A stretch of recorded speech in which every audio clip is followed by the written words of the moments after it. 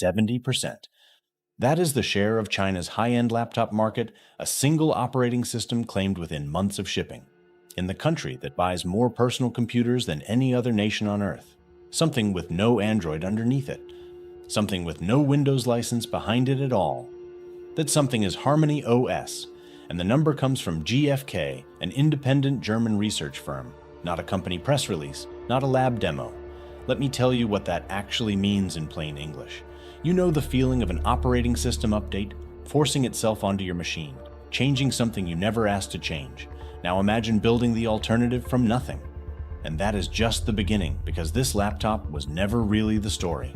Stick around, hit a quick like and subscribe, and by the end of this video you will understand exactly how a company legally cut off from Android and Windows built a working replacement for both. You already know the feeling. An operating system decides, without asking you, that today is the day it changes. A menu moves. A feature disappears. A machine you paid for starts running software you never fully chose. For more than 3 decades, the operating system business ran on an assumption nobody bothered to question out loud. Microsoft built the desktop, Google built the phone, and everyone else built on top of them. Not beside them, on top of them. Companies that tried to break that arrangement did not just fail. They became warnings. Microsoft spent over a decade and billions of dollars building Windows Phone, and it died anyway, unable to convince developers to build for a third option nobody trusted would still exist in 5 years. Samsung tried something similar with Tizen and quietly walked it back, folding the project into partnerships with the very companies it was meant to replace. Even massive telecom carriers who wanted a genuine alternative to Android and Windows eventually gave up and went back to licensing what everyone else was already using. The lesson the entire industry absorbed was simple. You do not build your own operating system unless you enjoy losing money in public for years, with no guarantee anyone will ever use what you built. Here is the wall as it stood in early 2019. No company outside of Cupertino, Redmond, or Mountain View had ever built an operating system from nothing and made it stick at global scale. Not because the code was impossible to write, because an operating system without applications is a beautifully engineered brick, and nobody had cracked the app ecosystem problem badly enough to try. Then, in May of 2019, the United States Commerce Department placed Huawei on its entity list. This was not a tariff. It was a legal wall between Huawei and its American suppliers, and it cut in 2 directions at once. It meant no more Google mobile services on new Huawei phones, no Play Store, no Gmail, no Maps, the entire invisible plumbing that makes an Android phone useful outside China. And it meant tightening access to the American-made chips that powered Huawei's Windows-compatible laptops. Picture a car company that still owns the factory, still owns the design, still knows exactly how to build every part on the line, but has just lost its license to install the engine. The cars keep coming off the assembly line. They simply cannot go anywhere. That is what an operating system ban actually does. It does not touch the hardware. It touches the one thing that makes the hardware usable. 3 months before that ban took effect, Huawei's Consumer Business Group chairman, Richard Yu, had already told reporters what would happen if it did. If Huawei could no longer use Android, he said, the company could switch to its own operating system immediately. At the time, it read like a bluff, the kind of thing executives say to sound prepared for a crisis they secretly hope never arrives. What almost nobody outside Huawei understood was that Yu had been circling this exact problem for years already, building toward a system that could never again be switched off by a decision made in Washington or Mountain View. His stated goal was never modest. He wanted one operating system, running on everything from a smartwatch to a car, controlled by nobody but Huawei. The wall went up in May. What came down the road 3 months later did not look like much, but it was already further along than anyone watching from the outside had any reason to expect. On August 9, 2019, in the southern Chinese city of Dongguan, Richard Yu walked onto a stage at Huawei's developer conference and announced a new operating system. He called it Harmony OS. Within hours, the international press had already decided what it was. Analysts called it a rebrand. Tech outlets pointed out correctly that underneath the new name sat the same open-source Android code every other manufacturer was using. It was not a new operating system, the critics said. It was Android wearing a different jacket, dressed up for a press conference, and nothing more. They were not entirely wrong, and that is exactly what made the moment so easy to dismiss. Harmony OS 1.0 did not launch on a phone. It launched on smart screens, televisions of all things. The least glamorous entry point imaginable for a company supposedly building the future of computing. No cameras, no headlines, no crowds outside a store waiting for launch day.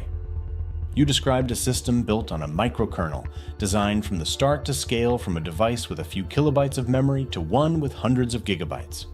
Almost nobody outside Huawei's own engineering teams believed that claim mattered yet because there was no phone to prove it on. They said the same thing about Android in 2008, when critics called it a clumsy imitation of the iPhone that Google would quietly abandon within 2 years. We all know how that ended. Here's what most people get wrong about that Dongguan announcement. It was never intended to replace Android that day. You had said as much to reporters that same year. Current products would stay on Android for as long as the door stayed open. Harmony OS was insurance, not a coup. But insurance only matters once you actually need to file the claim, and you kept building as though he already knew the door would eventually close all the way, whether or not the rest of the world believed him. The fork was not the finish line. It was the first draft of a 5-year argument, and the real break in that argument was still 5 years away. Here is the problem. Nobody in 2019 wanted to say out loud about a scaling operating system. Most systems are built for one kind of device and then stretched badly to fit every other kind. A phone operating system forced onto a laptop feels cramped. A laptop operating system forced onto a wearable feels bloated, draining a battery meant to last a week in a single afternoon. Think of it, like designing one skeleton and expecting it to hold up a house, a boat, and a bicycle without changing its shape. Every previous attempt at a universal operating system had tried to stretch one skeleton across incompatible bodies, and every one of them had snapped somewhere in the middle. Huawei's engineers made a different bet. Instead of one rigid core forced onto every device, they built a microkernel, a stripped-down center that handles only the most essential functions, with everything else added in modular layers depending on what the device actually needed. A smart speaker gets a thin layer. A car gets a thick one. The skeleton does not change shape for each body. It grows or shrinks the muscle around itself instead, adding only what a given device actually has to carry. This was the exact problem Richard Yu had been circling since before Harmony OS had a name. One operating system, every device, no separate code bases to maintain, no version of the software that Huawei did not fully control. The bet was not just technical. It was a bet that a company nobody trusted yet to build software could out-architect two giants who had been doing it for 30 years, using an approach neither Microsoft nor Google had bothered to try at that scale. The early proof came quietly, on hardware nobody was watching. Smart screens, then wearables, then routers, each running a version of the same core, each reporting back data that the architecture actually held under real-world conditions rather than falling apart the moment it left the lab.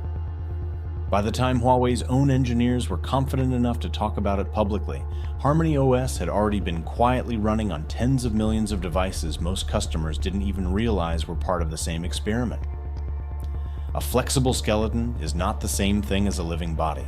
An operating system with no apps running on it is still, as far as most users are concerned, that beautifully engineered brick. And in 2019, Harmony OS did not have a single meaningful app to its name. Here is the brutal catch. Nobody in Huawei's engineering division could design their way around. A phone operating system with no Android app compatibility is functionally useless to a mainstream customer, and Huawei knew it. For years, Harmony OS quietly kept a piece of Android's open-source code running underneath its own architecture, like a scaffold left standing after the building around it is finished, purely so existing apps would still open. It worked. It also meant Huawei was never actually free of the thing it claimed to have replaced, no matter how much of its own engineering sat on top of that scaffold. Then, in October of 2024, on the Mate 70 series, Huawei did something that should have been suicidal. It launched Harmony OS Next, a version of the operating system that removed every trace of that Android scaffolding. No AOSP code, no compatibility layer. Every app that had ever run on a Huawei phone before, that moment simply stopped working the day the update landed. It sounds like it should not work, and that is exactly why it does. Yu's team had watched competitors and analysts predict, loudly, that pulling the scaffold out would collapse the entire ecosystem overnight. Developers would abandon the platform. Users would flee to Android devices where their existing apps still functioned. Internally, teams reportedly pushed back on the timeline itself, arguing China's own developer base was not ready to rebuild hundreds of thousands of apps from scratch on a new native framework in time for a hard launch date. You made the bet anyway, wagering that the sheer size of the Chinese market alone would force developers to follow rather than lose access to it entirely. They followed. Within roughly a year of that decision, Harmony OS and Harmony OS Next combined had passed 900 million active devices, more users than the entire population of Europe, all running an operating system that 5 years earlier could not run a single native application of its own. The bet did not just survive, it was the moment the insurance policy finally paid out in full. But a phone ecosystem surviving its own amputation is one kind of miracle. Turning that same architecture into something that could sit on a desk and replace an entire company's laptops was an entirely different problem, and it was about to get tested in public. A phone and a laptop are not the same kind of promise to a user. A phone has to open apps and take calls. A laptop has to run 20-year-old file formats. Talk to printers nobody has serviced since 2015 and behave exactly the way an office expects it to behave, every single day without complaint for years at a time. For over a decade, Huawei's own MateBook laptops had quietly shipped with a fully licensed copy of Windows pre-installed, because building a laptop operating system from scratch was considered a different order of difficulty than building one for a phone. Then, on May 19, 2025, that changed. Huawei launched its first laptops running Harmony OS instead of Windows, timed almost exactly to the expiration of its Windows OEM licensing arrangement. This was not a side project. Huawei's own tablet and PC division head said publicly that the effort behind it involved more than 2,700 core patents, 5 years of dedicated research, over 10,000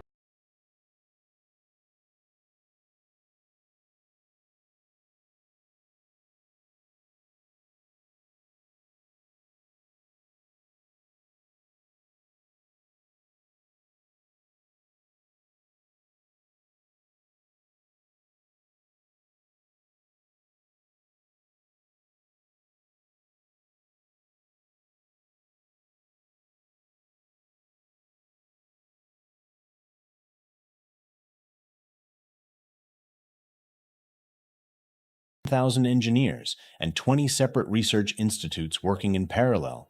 Here is the detail that puts everything into perspective.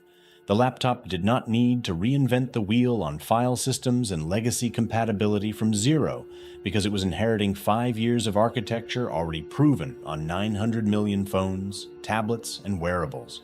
Picture one set of house keys that opens every door in the building instead of a separate key for every single room.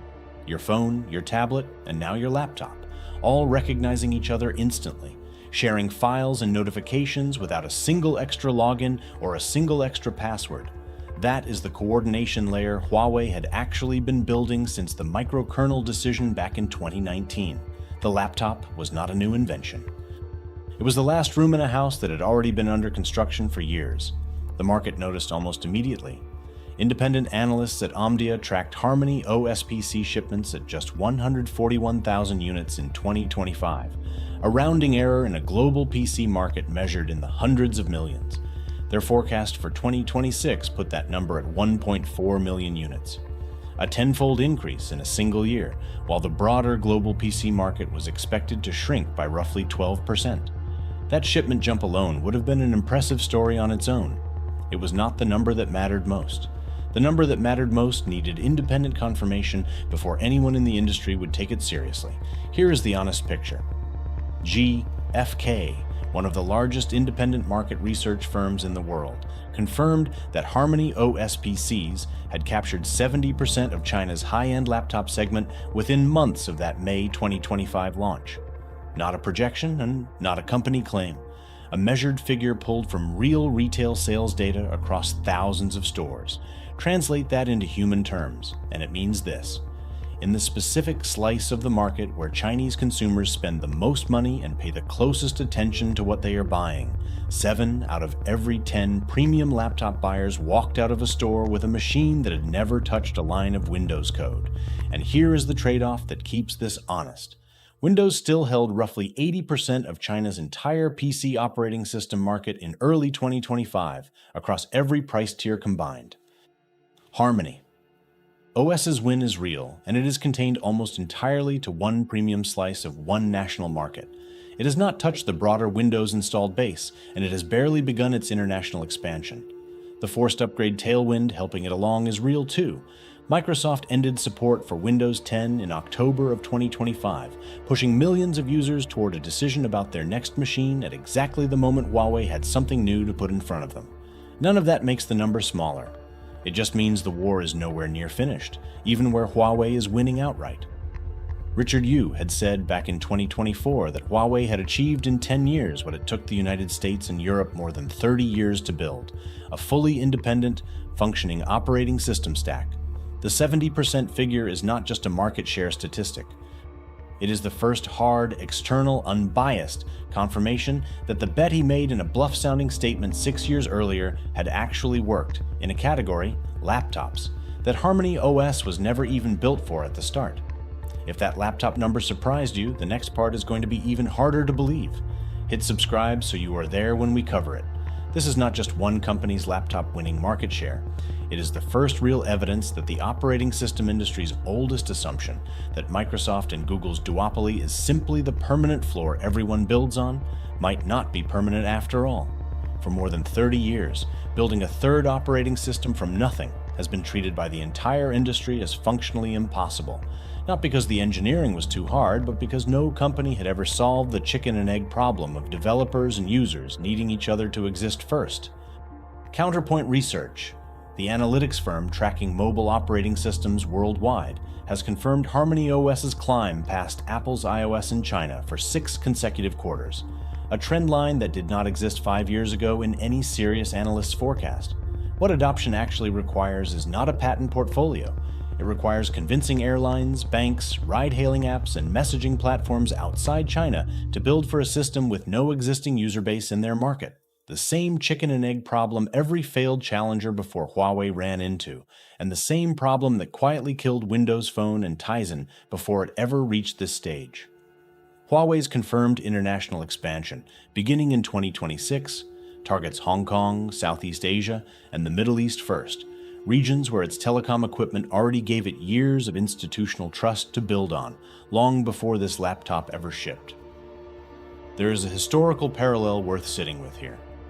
When Android first launched in 2008, serious analysts dismissed it as a clumsy also-ran with no realistic path to challenging Apple's head start. It took roughly 4 years for Android to become the best-selling smartphone operating system on Earth. Nobody in 2008 believed that timeline was possible either, and the people who dismissed it fastest were the ones closest to the industry. The genuine technical advantage here is harder to copy than a patent filing because it is not one invention. It is a 5-year architecture decision that happened to be validated by 6 years of forced adaptation nobody chose voluntarily. The ceiling that mattered was never political. It was the ordinary, brutal difficulty of building a functioning software ecosystem from zero, the same ceiling that has broken every serious challenger before this one, regardless of how much money or engineering talent they started with. And if a laptop operating system quietly clawing away market share while everyone was distracted by phones is something you want to go deeper on, I already covered how this exact same company is doing something similar to a much bigger target, Apple. That video is worth your time because the playbook is identical and the target this time is even harder to dislodge. Here's the largest thing to take from all of this. For 30 years, the operating system business ran on an assumption that nobody, anywhere, ever needed to test, that the barrier to entry was simply too high for a challenger to survive crossing it. That assumption just failed its first real test in 6 years, and it did not fail quietly. If you made it this far, you now understand more about how operating systems actually get built and unbuilt than most people who write about this industry for a living. Here's what was actually proven. A company legally cut off from 2 of the largest software platforms on Earth designed its own architecture, survived tearing out its own safety net when that architecture matured, and turned the resulting system into a laptop operating system that an independent research firm confirmed now leads China's premium segment. Windows is not finished. Nobody serious is claiming that. What is finished is the assumption that it never had to compete for that segment at all, anywhere, from anyone. Richard Yu said it would happen in 6 years, and almost nobody believed him at the time. The 70% figure did not make him right by accident. It made him right on a schedule he stated publicly before the first version of this operating system had a single working app. If this changed how you think about who gets to build the software the rest of the world runs on, hit that like button and subscribe so you never miss what comes next. Now I want to hear from you in the comments. Is a company hitting 70% of one premium market segment inside its home country a genuine industry-shaking win? Or does it only really count once it can do the same thing without a captive domestic market and government procurement working in its favor? I read every single one. See you in the next one.